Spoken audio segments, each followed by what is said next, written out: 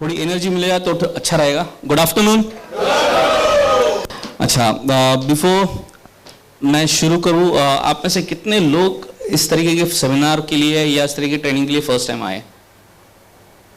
First time, good. और आप में से कितने लोगों को यहाँ पे इसलिए आए कि समझ के लेते एक बार ये बिजनेस चलता है नहीं चलता है? चलता है नहीं चलता है? या आप में से कितने लोग यहाँ पे इसलिए बैठे कि एक बार देख के तो आते होता क्या है? नहीं नहीं, आप आंखें बंद करके कर लीजिए, आपको कोई नहीं देख रहा। Honestly you can be honest to yourself.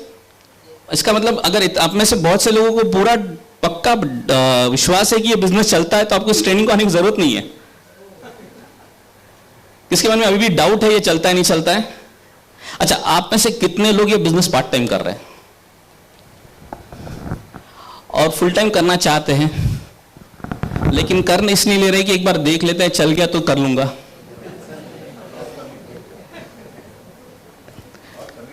और कमिटमेंट है। मैं इसीलिए पूछना चाहता था कि बहुत से लोगों ने ना अपने पीछे बहुत विचारों की जंजीर बना के रखी है, क्योंकि मैं बहुत बार ऐसे लोगों से मिलता हूं कि वो देखते हैं एक बार ये बिजनेस चल गया ना फिर देखना मैं कैसे करता हूं। कितने लोग ऐसे, एक बार चल गया ना फिर देखना, एक बार शिक्षे बन गया ना तुम तब देखना मेरा कॉन्फिडेंस कैसा है। ऐसे कितने लोग हैं यहां पे? मैं इसलिए क्योंकि बहुत से लोग यहां से सुबह से ना वो जजमेंटल मोड में बैठे हुए, चश्मा पहन के, ये क्या बताएगा मेरे कुछ काम का है या नहीं। ऐसे कितने लोग बैठे हुए?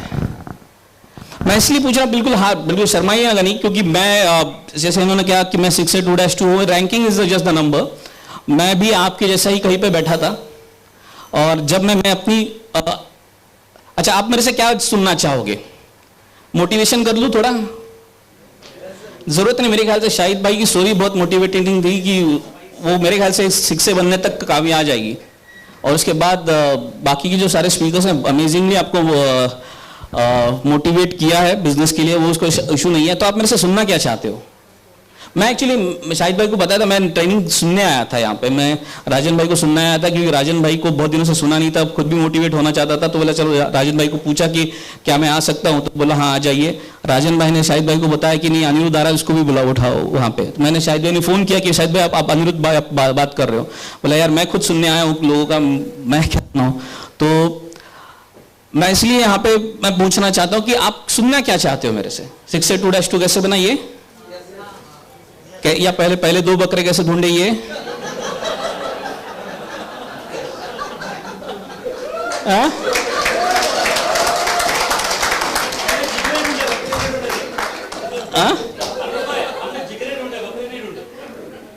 अच्छा चलो ठीक है, मैं मेरी स्टोरी सुनाता हूँ, फिर बताना क्या सुनना चाहते हो। मेरे दोस्त थे, अच्छा एक्चुअली यू आर ब्लेस्ड। मैं बहुत बार, राजन भाई ऑल्सो नोज दिस वेल, मेरा कोई अप्लाई नहीं है बिजनेस में, अनाथ पैदा हुआ था ऑलमोस्ट। बिजनेस की बात कर रहा हूँ इसलिए कि इंडिया में 2 ही लोग बिजनेस करते हैं, 2 ही टीम्स जनरली काम करती है, एक श्याम सिया की टीम और दूसरा एरिक की टीम। तो श्याम सिया की टीम की सारी 90% बिजनेस उसी से आती है, 10% एरिक की टीम से आती है। तो फॉर्चुनेटली अनफॉर्चुनेटली मैं एरिक की टीम से हूँ। तो मेरा अपलाइन जो है वो राजन नहीं है, ना समीर पोद्दार है, ना श्याम सिया है। मेरा अपलाइन है वो चाइना में बैठता है, हांगकांग में, जिसको अंग्रेजी नहीं आती। तो उस टीम से बिलोंग करता हूँ। तो मैं इसलिए आपको कहा आप क्यों ब्लेस्ड है, क्योंकि आपको अपलाइन आपके साथ है। तो give them a big round of applause, क्योंकि एटलीस्ट आपके साथ आपका अपलाइन है।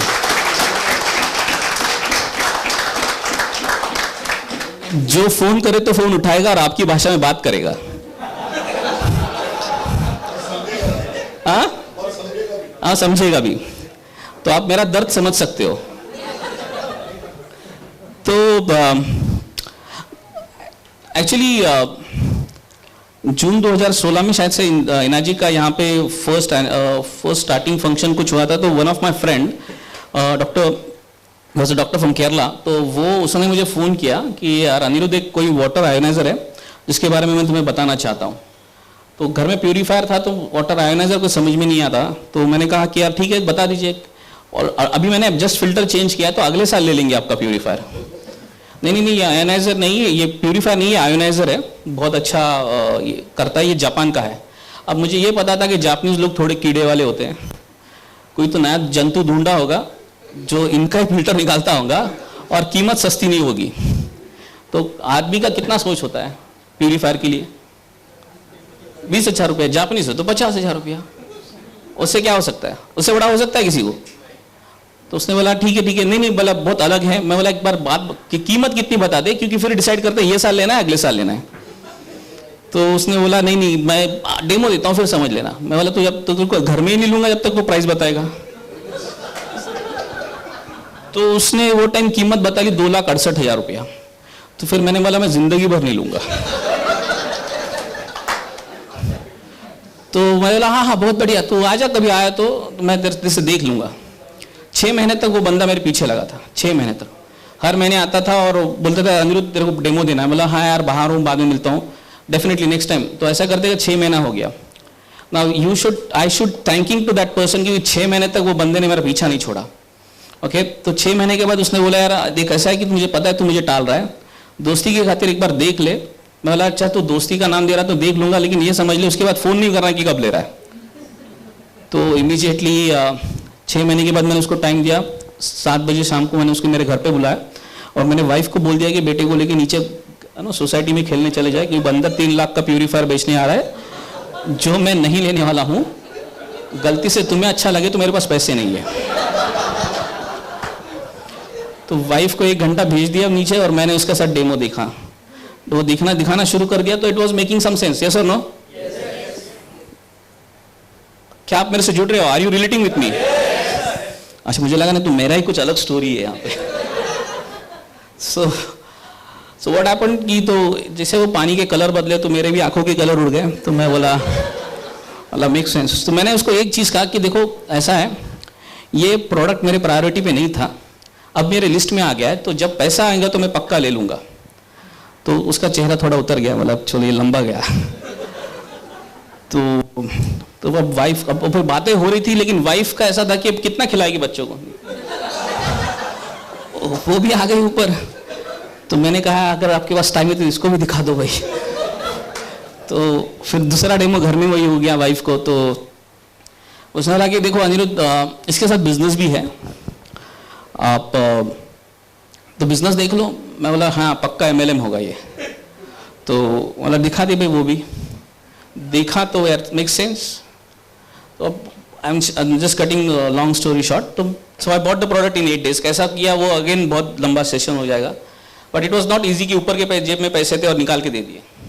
सो I had to make some arrangements. तो वो करके स्ट्रगल करनी पड़ी पैसे जमाने के लिए। वो फिर आ गया, मशीन आ गया। तो अब क्या होता है, जिस दिन आप में से कितने लोगों ने बिजनेस प्लान और प्रोडक्ट देख के प्रोडक्ट खरीदा है? सब ने? नहीं, बहुत बार ऐसे होते हैं, काफी लोग बिजनेस प्लान हम दिखाते ही नहीं कभी किसी को, डिपेंड करता है पर्सन कौन है। यस और नो? सभी को बिजनेस प्लान पता है? यस और नो? आपने देख के स्वाइप किया है जो भी है पेमेंट ट्रांसफर वगैरह। जैसे मैंने वो सेंड का बटन दबाया तो इमीडिएटली 10 नाम मेरे सामने आ गए, जो मुझे पता था कि अगर ये मेरे लिए घोड़े हैं, ये मेरे सबसे बड़े रॉकिंग स्टार है, ये मेरे रॉकिंग स्टार, ये जाएगा 100, ये जाएगा 200, ये जाएगा 500, ये जाएगा 1000। मैं 6 से 2-3 तो उसी टाइम हो गया था। तो जैसे बटन दबाया इमीडिएटली तो rocking star, they are my rocking star. वो जब बिजनेस में आए तो रॉक बन गए, हिलते ही नहीं है। So you have rocking stars like you in your team? बिल्कुल जबरदस्त काम है एकदम का। हाँ। तो मैं स्टार्टिंग में पहले मैंने 17 डेमो दिखाए, जिसको मुझे लगा कि 17,000 मशीन उनसे हो जाएगी मेरी। सब लोगों ने ताली जोर से मारी, लेकिन जेब में हाथ नहीं डाला। होता है आपका डेमो ऐसे? बहुत जबरदस्त तारीफ, सिर्फ गले मिलके आपकी पप्पी लेना बाकी होता है, पर जेब में हाथ डालते डालते 2 साल लग जाते हैं। होता है ऐसे? हाँ। तो so you and me are sailing in the same boat. Okay. तो तो यार फिर बोला कुछ तो गड़बड़ है यार। तो फिर एक सो मैं apply in actually took me to one of the training in Orchid Hotel. मैं पुणे से हूँ, मैं एक्चुअली औरंगाबाद में रहता हूँ आज लॉकडाउन के कारण, बट आई स्टे इन और पुणे ऑल्सो। तो मैं औरंगाबाद से ऑर्किड होटल मुंबई में आया था कभी ट्रेनिंग के लिए, राजन भाई की ट्रेनिंग थी। तो वहाँ पे मैं किसी लेडी को सुन रहा था, तो शी सेड कि मैं टीचर हूँ और मैं 3.5 लाख रुपए कमाती हूँ। ये कमा सकती है तो मैं तो बहुत अच्छा काम करता हूँ यार। तो आई changed my changed my working style. तो फिर मैंने उन लोगों को दिखाना शुरू कर दिया बिजनेस प्रोडक्ट जो ले सकते हैं। ओके, तो नेक्स्ट मंथ मैंने 22 मशीनें बेच दी। एक्चुअली मैं कोई सेल्स बैकग्राउंड से नहीं हूँ, मैं IT इंजीनियर हूँ। 12 साल मेरा IT का एक्सपीरियंस रहा। मैं सत्यम कंप्यूटर्स में था। उसके बाद I am certified SAP consultant also. I worked in Tata Motors. I am mechanical engineer as well. तो एजुकेशन का और सेल्स का कुछ लेना देना नहीं होता है। एजुकेशन और सक्सेस का कुछ लेना देना नहीं होता है। Firstly I given a choice, मैं लॉयर बन सकता था। मुझे अगर मेरे पेरेंट्स ने चॉइस दिया होता ना कि क्या बनना चाहोगे बेटा, तो लॉयर बोल देता। मुझे अच्छा लगता है आर्ग्यूमेंट करने के लिए, बट अनफॉर्चुनेटली हम वही बनते जो हम अपने माँ बाप नहीं बने पाए। यस नो, माँ बाप चाहते बेटा IIT पढ़े, खुद तो कॉमर्स ग्रेजुएट है। ये आपके माँ बाप के लिए नहीं कर रहा हूं, मैं आपके लिए भी बात कर रहा हूं। तो बेसिकली तो मैंने वो एक बात समझी कि एजुकेशन का और सक्सेस का कोई लेना देना नहीं है। मैं साइंस, आप में से कितने लोग साइंस के स्टूडेंट्स हैं? साइंस, अच्छा। साइंस में ना मैं जिनको जो साइंस है वो मुझसे रिलेट करेंगे। मैं 11वीं में था, तो 10th पास करके जब 11वीं में आया तो साइंस का फिजिक्स का लेक्चर था। तो वहाँ पे वो पहला लेक्चर था, ऐसे वो तीसरा चौथा लेक्चर था। तो वैसे भी कुछ समझ में नहीं आ रहा था, साइंस बैठा था। तो वो हमारे प्रोफेसर ने कुछ पढ़ाना शुरू किया।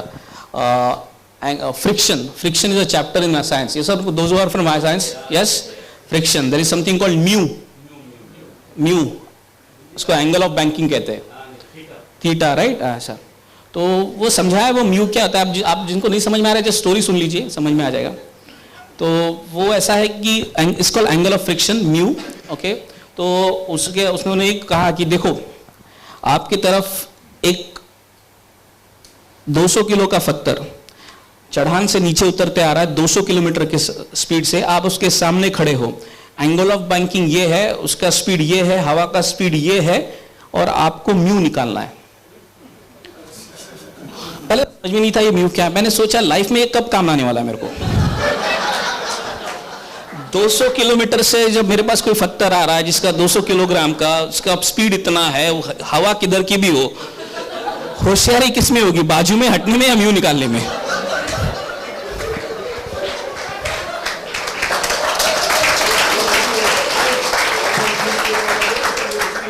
कुछ लोगों को थोड़ी समझने के बाद ताली बजी, क्योंकि अभी लग रहा है अरे हाँ मेरा भी एजुकेशन हुआ है।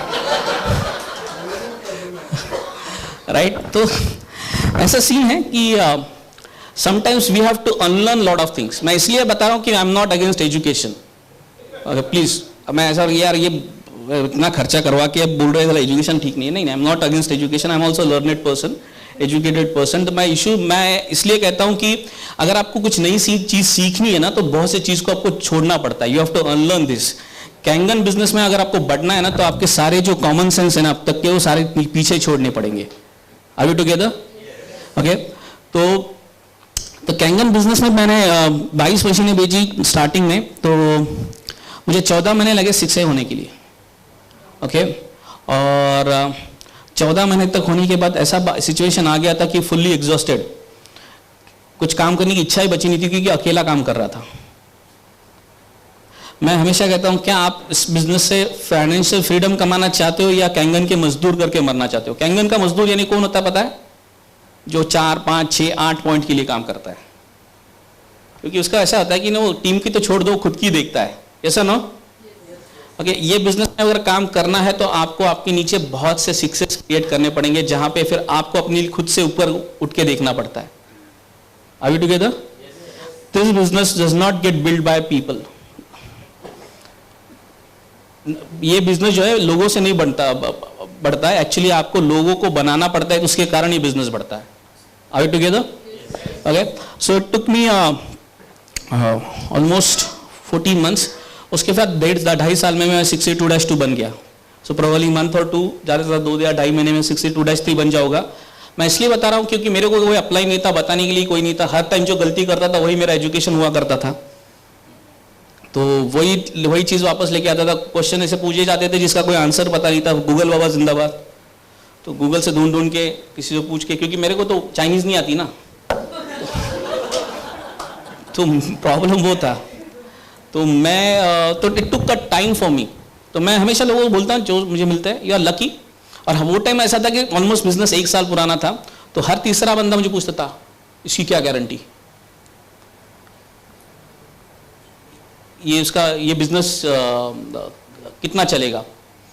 मतलब यार गारंटी तो तेरी भी नहीं है. शाम को तू मिलेगा नहीं मिलेगा इसकी गारंटी नहीं है मेरे को, अगली गारंटी पूछने के लिए. राइट और रॉन्ग? बाहर की पानी पूरी खाएगा, बाहर का सब खाना खाएगा और सब करेगा, और फिर मुझे कैंगन के साइड इफेक्ट है क्या? क्योंकि हम लोग बहुत प्रोन है निगेटिव थिंकिंग के लिए. एग्री हो नो? मैंने प्रोडक्ट को इसलिए नहीं सुना क्योंकि मुझे प्राइस पता थी. मुझे प्रोडक्ट की क्वालिटी पता चली. मैं I have not taken time. 8 दिन के अंदर मशीन ले चुका था. और अभी ये सिचुएशन ऐसा है कि मैं हमेशा बोलता हूँ, मैं जब 8 डेमो करता हूँ, मैं 10 डेमो करता हूँ तो 8 मशीन के चेक लेके आता हूँ. हाँ, टाइम लगता है किसी को 1 महीना 1.5-2 महीना फॉलोअप वगैरह, पर मेरा स्ट्राइक रेशो वही होता है. क्योंकि ultimately what you are selling is not product. Ultimately what you are selling is your confidence. ऐसा ना? क्योंकि आप में से कितने लोग कॉन्फिडेंट है इस प्रोडक्ट के बारे में? सब हाथ ऊपर करेंगे. सिर्फ दूसरा क्वेश्चन पूछता हूं, किसने ये मशीन अपने घर में सभी लोगों को दी है? आपकी मम्मी के साइड से और आपके फादर के साइड से? हाँ, नहीं, अभी देखो हाथ कितने नीचे हो गए. क्योंकि क्या होता है कि अगर खुद को ही प्रोडक्ट पे विश्वास नहीं है ना, तो बाहर बेचने को जाते हैं हम लोग. ऐसा ना? हाँ ठीक है, मानता हूं बहुत से मेरे रिश्तेदार ऐसे थे कि आज भी विचार कर रहे हैं, but that's okay with me. But मैंने जिस कॉन्फिडेंस से मैंने उनको बेची थी, क्योंकि ये कॉन्फिडेंस मेरे को ये प्रोडक्ट पे था, क्योंकि मैंने इसके रिजल्ट्स भी देखे घर में. Again I will not go in that detail कि क्या है. Of course like everyone else मेरे घर में भी वही सारे रिजल्ट्स दिखे हैं.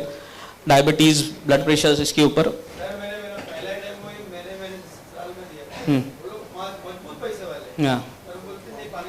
हाँ, पानी से क्या होता है? कुछ नहीं होता. ऐसा होता है कि बहुत से पिछले 1.5 सालों में जितने मैंने मशीन बेची ना, उतने 2.5 साल में भी नहीं बेची मैंने. क्योंकि पिछले 1.5 साल में ना कोरोना ने मेरा काम बहुत आसान कर दिया. जिसे विचार का फर्क है. अब लोगों को एंटीऑक्सीडेंट बताने की जरूरत ही नहीं पड़ती. व्हाट्सएप यूनिवर्सिटी ने सब पढ़ा दिया है. सिर्फ डिग्री, सब आधे लोग तो डॉक्टर हैं व्हाट्सएप के कारण, डिग्री नहीं है सिर्फ. एग्री हो नो? तो क्या हो गया कि अपना काम आसान हो गया. और 1.5 साल में एक चीज लोगों ने सीख ली, जीवन आवश्यक कुछ बचा नहीं है. जीवन यही एक आवश्यक बचा है. एग्री हो ना? अच्छी पंचलाइन दी मैंने आपको. तो anyways, so coming back to this, so it takes time for many people. और कैसा है कि आदमी एक्शन तभी लिखता है जब अर्जेंसी पे आता है. Are we together? हम लोग जब डेमो दिखाते हैं तो हम लोग ये दिखाते हैं कि भाई तेरी हेल्थ इंपॉर्टेंट है, तो वो ताली बजाता है. जेब में हाथ तब जाता है जब उसकी अर्जेंसी आती है. ओके, तो प्लीज डोंट डिसअपॉइंट योरसेल्फ. मैं आपको एक गुरु मंत्र दे रहा हूं जो आज समझ लीजिए. There is no rejection, there is no, these are all pending cases. These are all, बस प्रे करो उनकी सेहत अच्छी रहे. अर्जेंसी पे आएंगे तो तुम्हारा नाम सबसे पहले आएगा. Yes or no? So don't worry, this is just the pending cases. You have to do what you are doing right now. There is no, मैंने कुछ अलग नहीं किया जो शायद कर रहा है, और मेरे ख्याल से जो भी बाकी के सारे सक्सेसफुल लोग हैं वो लोग भी वही कर रहे हैं जो वर्किंग होता है. उसमें नया दिमाग लगाने की जरूरत ही नहीं है. You don't have to reinvent the wheel. Okay? और बहुत लोगों का इसीलिए बिजनेस सक्सेसफुली नहीं कर पाते, बिकॉज उनको सबसे बड़ा प्रॉब्लम होता है परफेक्शनिस्ट, परफेक्शन. उनको परफेक्शन फोबिया होता है. परफेक्शन फोबिया होता है, क्योंकि एक बार परफेक्ट कर लूंगा ना, उसके बाद देखो कैसा डेमो करते हो, है ना? हाँ, तो वो परफेक्शनिस्ट जो लोग होते हैं ना, वो अभी भी 0-0 पे ही रहते हैं कि परफेक्शन. ओके, पहले दिन जाके मैंने डेमो करके आया, मेरा तो बहुत सिंपल तरीका है। अगर आपको से बहुत से लोगों को डर लग रहा है और लगता है कि मेरे को डेमो परफेक्ट करना है, सीखना है, अच्छा, तो उन लोगों को डेमो करिएगा जो आपको पता है, पूरा गारंटी है, पूरा श्योरिटी की लेनी नहीं वाले। क्यों?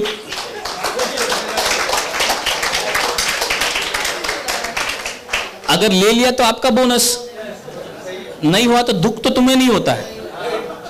वो दुख ही एक कारण है जो परफेक्शन को रोकता है, ऐसा ना। गलती हो गई तो, अब मैंने ऐसी गलतियां की है, मान के चलो आज अगर मैं बताऊं तो कंपनी मुझे टर्मिनेट कर देगी, क्योंकि ऐसी बातें करके आता था। नहीं, आज पब्लिक प्लेटफॉर्म पे मैं नहीं बात कर सकता, इमीडिएटली मंदार के पास चला जाएगा। Aniruddh speaking from the stage like this. मैंने इंटेंशनली नहीं किया था, मुझे पता नहीं था। I am not from the medical background. Are we together? तो मुझे पता नहीं था, तो मैं वर्क करके आया। एक बार गलती से किसी ने पकड़ लिया वो, तो बोला अरे sir thank you very much for educating. मुझे पता नहीं था, मैं अपनी इस तरीके से करता। आई एडमिट माई मिस्टेक, और बंदे ने मशीन ले ली, बिकॉज आई वॉज ऑनेस्ट। अब आपके पास कैसा होता है कि जो आप डेमो करने के लिए गए और उसने ऐसे कुछ टेढ़ा क्वेश्चन पूछा जो आपको लगता है। अब बहुत बार ना, बहुत से लोगों का एक भी बड़ा प्रॉब्लम होता है, वो डिफिकल्ट क्वेश्चन उसने पूछा ना तो मैं पकड़ा जाऊंगा। आज तक क्या डिफिकल्ट क्वेश्चन आया? मैंने 4,500 से ज्यादा मशीनें बेची होंगी, ऊपर से ज्यादा 10,000 से ज्यादा डेमो किए होंगे। मेरे को सिर्फ 3 ही क्वेश्चन आते हैं। एक, ये मशीन महंगी क्यों है, इसकी आदत तो नहीं लगती, और ये दुकान में क्यों नहीं मिलती। अब इससे आगे आपके कौन पूछता है कि इलेक्ट्रोड से कितने चार्ज पे एक्टिव हाइड्रोजन क्या रेट से ऊपर आता है? हा? किसी ने पूछा है? अगर पूछ भी लिया तो क्या करना है? बोला नहीं, वेरी गुड क्वेश्चन। इनफैक्ट यही क्वेश्चन मेरे भी मन में था, but thank you for reminding me. मेरे कंपनी के एक सीनियर है जिनको इसके बारे में पता है। I will definitely come back to you. मैं उनको ही लेके आता हूं आपके पास।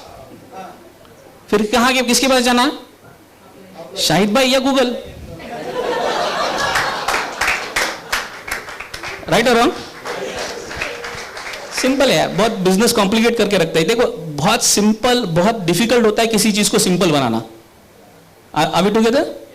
बहुत डिफिकल्ट होता है किसी चीज को सिंपल बनाना, बहुत सिंपल होता है किसी चीज को डिफिकल्ट बनाना। आप सिंपल बना रहे हो, डिफिकल्ट बना रहे हो, आपके ऊपर डिपेंड करता है। ओके, अब प्रैक्टिस इज द ओनली की। आप करते रहो। मैं प्रेजेंटेशन में आज भी करता हूं, अच्छा लगता है। और मुझे आज भी बहुत एक्साइटमेंट होती है जब कलर बदलता है और सामने वाले की आंखों में जो चमक निकलती है, वो 4 पैक से बड़ा नशा है। यस और नो? जब तक वो एंजॉय नहीं करोगे तब तक जाएगा नहीं।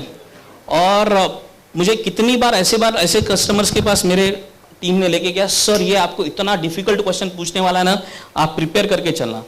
उसके बाद सब डेमो होने के बाद वो भीगी बिल्ली के जैसा पड़ा रहता है, एक ही क्वेश्चन, ये महंगा क्यों है? बस इतना ही क्वेश्चन, इतना ही डिफिकल्ट क्वेश्चन आज तक मैंने बहुत ज्यादा फेस किया है। और जो ज्यादा एनालिसिस करने वाले लोग होते हैं ना, मैं उनके साथ दिमाग ही नहीं लगाता हूँ। क्योंकि क्या होता है, lot of people get into analysis and they get paralysis.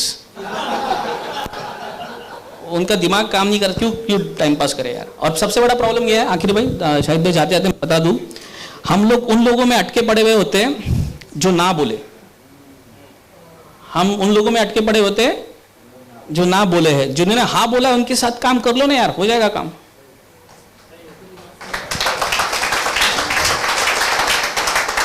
अरे उसने ना बोल दिया, साल भर से सुन रहा हूं, और फिर तेरे नीचे 5 लोग तो और जुड़ गए ना। मैंने भी ज्यादा 7 या 8 लोगों को डायरेक्ट दिया है, ज्यादा नहीं। That's it. अगर आप में टीम को हेल्प करने की जज्बा है और उसमें हेल्प करने की आपकी इच्छा है तो you can build a team. Okay, बहुत ज्यादा जरूरत नहीं होती। मैं आपको छोटी सी कहानी सुनाता हूँ, 2 कहानियां सुनाता हूँ। इंटरेस्टेड? ओके, शायद भाई आई एम नॉट ओवरटेकिंग टाइम। तो एक बार क्या होता है, एक साधु होता है, सन्यासी, बाल ब्रह्मचारी। तो वो अपने शिष्यों के साथ, अपने डिसाइपल्स के साथ जंगल क्रॉस कर रहा होता है। तो एक जंगल से दूसरी कहीं जा रहे होते हैं। तो जाते टाइम, चलने का टाइम होता है, तो गुरुजी उनका जो संत है उनको टाइम मिलता है तो अपने शिष्यों को पढ़ाते रहता है, कुछ ज्ञान देते रहता है। तो उनका डिस्कशन होते होते उनका सफ़र कटता है।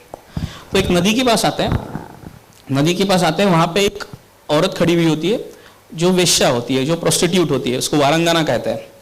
तो वो खड़ी होती है, फिर वो साधु को नमस्कार करती है, बोलती है साधु जी मुझे उस पार जाना है, मुझे कोई काम है, मैं तैर नहीं पाती हूँ, क्या मुझे आप हेल्प करोगे? तो ये जो साधु था वो बाल ब्रह्मचारी था, सन्यासी था। तो बोला हाँ ठीक है मैं करता हूँ। वो उस औरत को उठाता है अपनी गोद में, पानी में लेके जाके उसको दूसरी जगह छोड़ देता है। अब उनके जो सारे शिष्य थे, दूसरे थे, वो जैसे सुनते हैं और जो देखते हैं कि गुरुजी ने क्या किया, वो अचंभित हो जाते हैं। ये खुद बाल ब्रह्मचारी, ये खुद कभी सन्यासी है और इतने बड़े गुरु है, और उन्होंने एक वेश्या को उठा लिया और वहां पे छोड़ दिया। ओके, और छोड़ दिया। फिर से सारे लोग, वो शिष्य और गुरुजी निकल आगे बढ़ना शुरू हो जाते हैं।